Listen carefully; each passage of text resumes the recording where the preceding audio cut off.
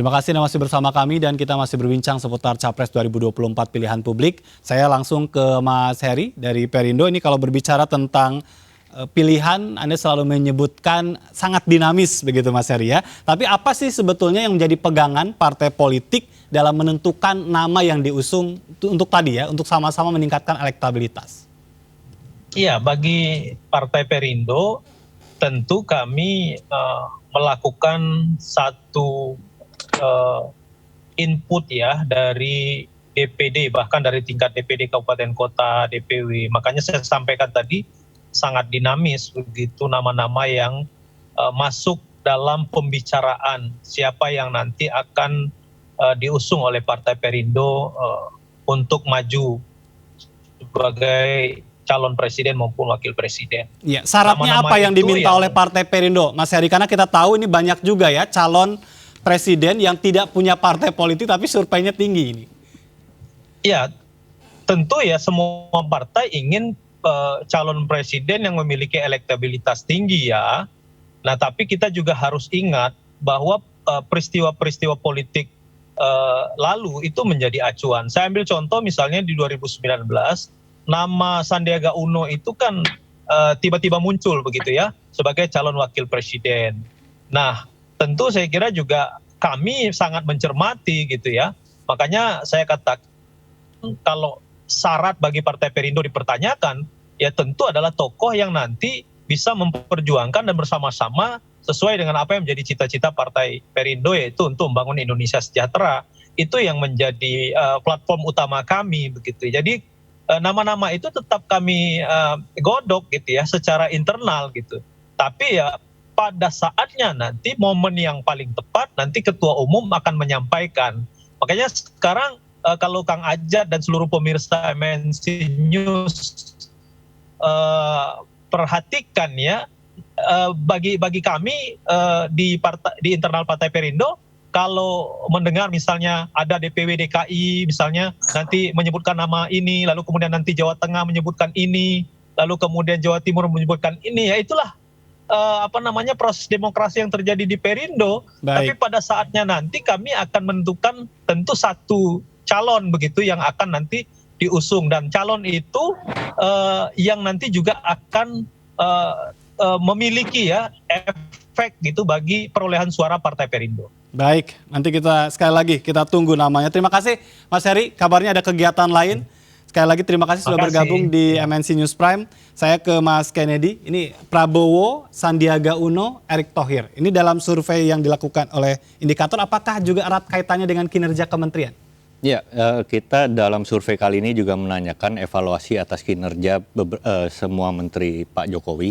Dan Pak Prabowo masih berada di peringkat ketiga, sedangkan Pak Erick Thohir di peringkat keempat. Meskipun masih sebagian besar sekitar 40% tidak bisa menyebutkan evaluasi mereka atas kinerja kementerian. Itu menunjukkan bahwa bagi publik secara luas kinerja Pak Prabowo, Pak Sandi Uno maupun Pak Erick juga diapresiasi karena masuk dalam 5 besar selalu gitu. Jadi artinya kinerja mereka selama ini juga sangat berpengaruh ya untuk elektabilitas ke depannya. Ya, tentu saja posisi menteri sangat strategis karena menjadi sorotan publik. Kegiatan mereka selalu diikutin media, itu tentu menjadi pengatur elektabilitas. Selain juga karena kebijakannya yang bisa dirasakan oleh banyak. Tapi bagaimana dengan pandangan publik yang juga ada sebagian pihak ya jangan dikait-kaitkan antara kinerja tugas negara dengan misi untuk menjadi orang nomor satu begitu. Menurut saya itu sesuatu yang lumrah ya ketika menjalankan tugas sebagai seorang menteri yang dimana kinerjanya melalui kebijakan-kebijakan publik yang mereka keluarkan, policy-policy yang mereka keluarkan yang menyangkut hajat hidup orang banyak dan orang-orang bisa merasakan. Contoh paling dekat tentu saja isu minyak goreng gitu. Kebijakan dari Menteri Perdagangan itu bisa dirasakan langsung oleh masyarakat kelas bawah terkait dengan kelangkaan maupun supply dan demand dari komoditas bahan pokok itu sendiri. Jadi itu secara langsung bisa dipersepsi publik atas kinerja para menteri tersebut. Gitu. Baik, saya ke Bang Ray. Ini kalau bicara tentang kinerja menteri, karena kita tahu Pak Prabowo menyatakan kesiapannya untuk kembali maju di 2024 dan untuk menteri yang lain memang belum secara fix tapi sudah mengisyaratkan tanda-tanda untuk juga ingin maju di 2024. Bagaimana Anda melihat kinerja mereka di kementerian dengan ambisi itu? Iya, tidak bisa dihindari ya bahwa kinerja apa namanya itu ya, orang per orang di dalam kementerian itu sedikit banyak berimplikasi juga terhadap popularitas dan sekaligus elektabilitas yang bersangkutan. Contoh paling konkret itu yang menurut saya adalah antara Pak Prabowo dengan Pak Sandiaga.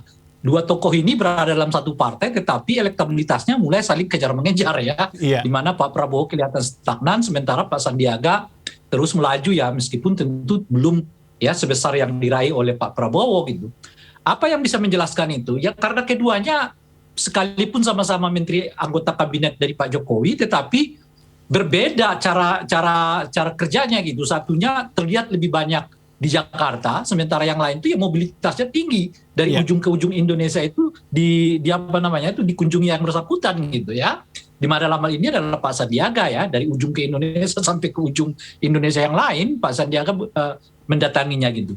Sementara publik kita ya, kalau kita lihat di dalam beberapa temuan survei itu, salah satu yang membuat mereka merasa ingin milih orang itu ya karena ada perasaan dekat dengan kandidat itu gitu. Perasaan dekat itu salah satunya diwujudkan dengan tatap muka ya, ketemu ya, saling sapa, macam-macam dan seterusnya itu gitu.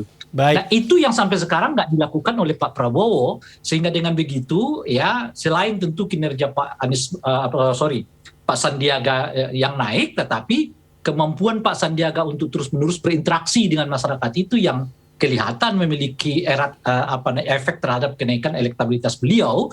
Dan saya kira kalau situasinya seperti ini terus ke depan, ada dilema besar di internal Partai Gerindra antara tetap mempertahankan Pak Prabowo sebagai calon presiden dengan elektabilitas yang terlihat agak mandek gitu ya, atau sebaliknya mencoba menyodorkan Sandiaga Uno sebagai alternatif dengan elektabilitas yang mulai merengsek maju ke atas gitu. Baik, ini tapi ada juga yang kelewat tadi, Mas Kennedy ya. Tadi ada Prabowo, kemudian ada Sandiaga Uno, ada Erick Thohir. Kenapa Erlangga itu tidak begitu menonjol dalam survei?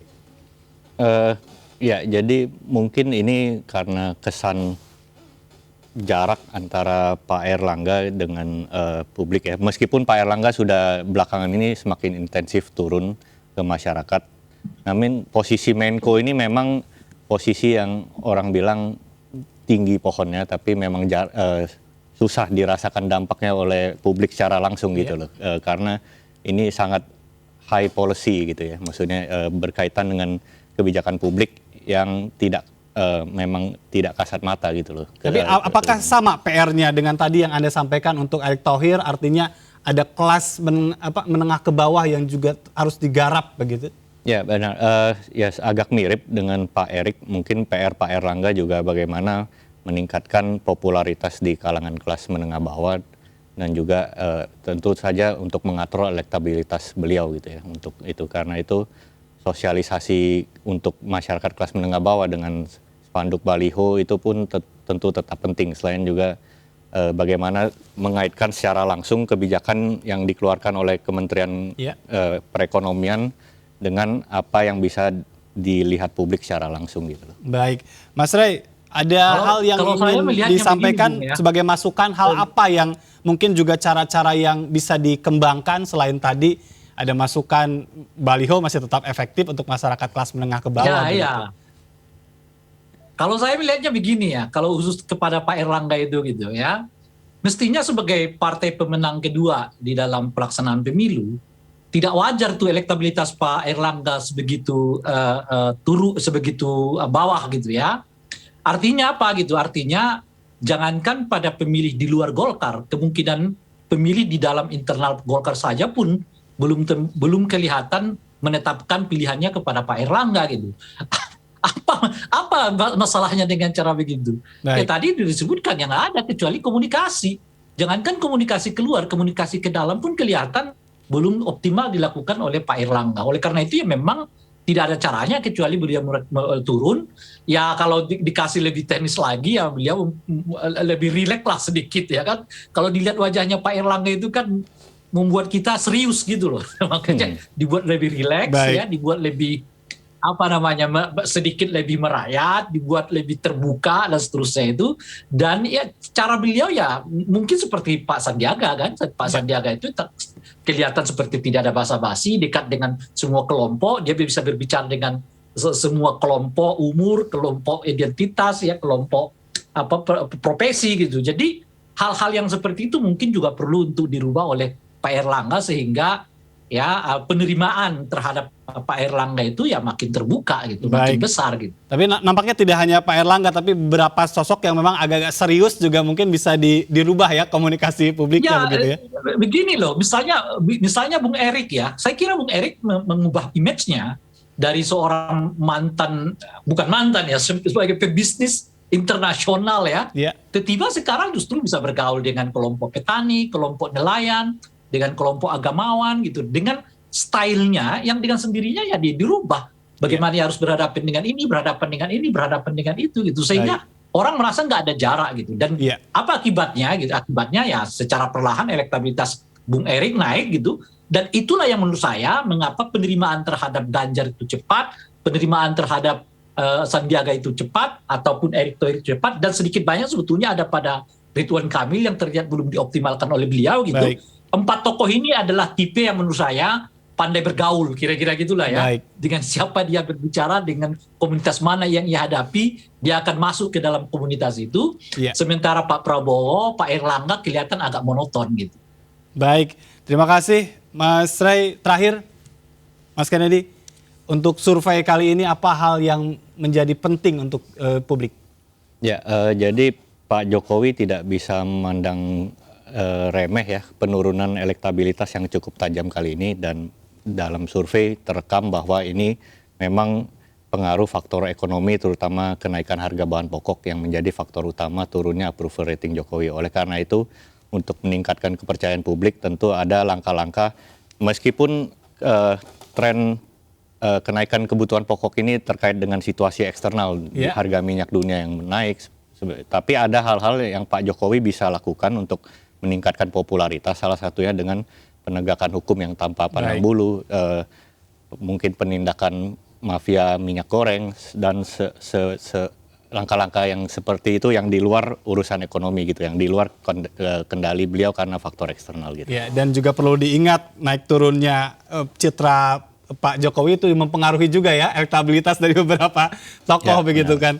Baik, nanti kita tunggu lagi surveinya, ataukah memang betul tadi ya bicara tentang pertemuan Anies dan Jokowi ini siapa yang menguntungkan, itu juga menarik untuk nanti dijawab oleh indikator. Terima kasih Mas Kennedy, terima kasih Mas Ray sudah berbincang bersama kami di MNC News Prime. Salam sehat. Dan pemirsa, kami akan kembali dengan informasi penting lainnya, jangan kemana-mana.